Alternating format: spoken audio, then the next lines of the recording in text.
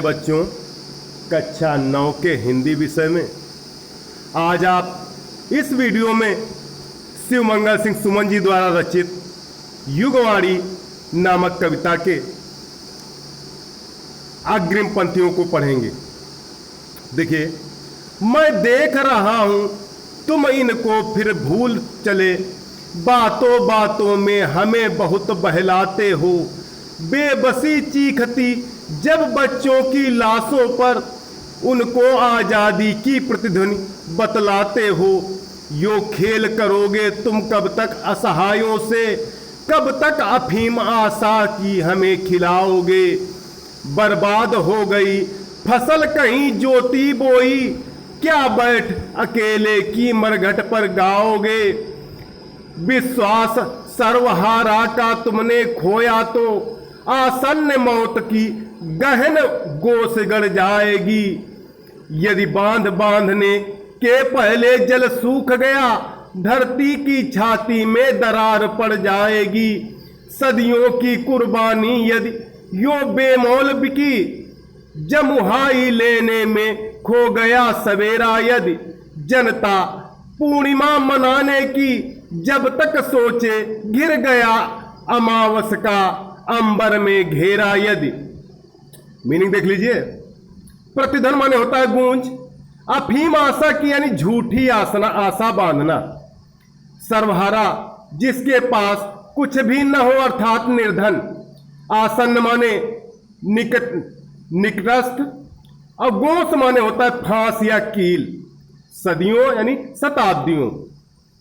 देखिए, शिवमंगल सिंह सुमन जी ने इन पंक्तियों में दीन दुखियों के प्रति शासन की उपेक्षा का व्यंग किया है। शिवमंगल सिंह सुमन जी ने इन पंक्तियों में दीन दुखियों के प्रति शासन की उपेक्षा पर व्यंग किया है। देखिए, मैं देख रहा हूं तुम इनको फिर भूल चले, बातों बातों में हमें बहुत बहलाते हो। बेबसी चीखती जब बच्चों की लाशों पर उसको आजादी की प्रतिध्वनि बतलाते हो। देखिए, शिवमंगल सिंह सुमन जी कहते हैं कि मैं स्पष्ट रूप से देख रहा हूं। सुमन जी कहते हैं कि मैं स्पष्ट रूप से देख रहा हूं कि सत्ता श्रमिक वर्ग की उपेक्षा कर रही, कि सत्ता श्रमिक वर्ग की उपेक्षा कर रही है। बातें बना बना कर इन्हें बहलाना छोड़ना होगा। बातें बना बना कर इन्हें बहलाना छोड़ना होगा। सत्ताधारियों का यह दर्शन अब नहीं चलेगा। सत्ताधारियों का यह दर्शन अब नहीं चल पाएगा। निर्धन श्रमिक के बच्चों की व्यवस्था जब चीख चीख पड़ती है, निर्धन श्रमिक के बच्चों की व्यवस्था जब चीख चीख पड़ती है, और तुम इसे स्वतंत्रता की गूंज बताकर इधर से उधर। निर्धन श्रमिक के बच्चों की व्यवस्था जब चीख चीख पड़ती है और तुम इसे स्वतंत्रता की गूंज बताकर उधर से अपना ध्यान हटाना चाहते हो, और तुम इसे स्वतंत्रता की गूंज बताकर उधर से अपना ध्यान हटाना चाहते हो। ऐसा सर्वथा अनुचित है, ऐसा सर्वथा अनुचित है। आगे देखिए, यो खेल करोगे तुम कब तक असहायों से, कब तक अफीम आशा की हमें खिलाओगे। बर्बाद हो गई फसल कहीं ज्योति बोई, क्या बैठ अकेले ही मरघट पर गाओगे। अब देखिए, शिवमंगल सिंह सुमन जी राजनेताओं को चेतावनी देते हुए कहते हैं, शिवमंगल सिंह सुमन जी राजनेताओं को चेतावनी देते हुए कहते हैं कि यदि तुम असहायों की वास्तविक समस्या का हल खोजने के स्थान पर उनके साथ खिलवाड़ करोगे तो उचित नहीं होगा। कि यदि तुम असहायों की वास्तविक समस्या का हल खोजने के स्थान पर उनके साथ खिलवाड़ करोगे तो उचित नहीं होगा।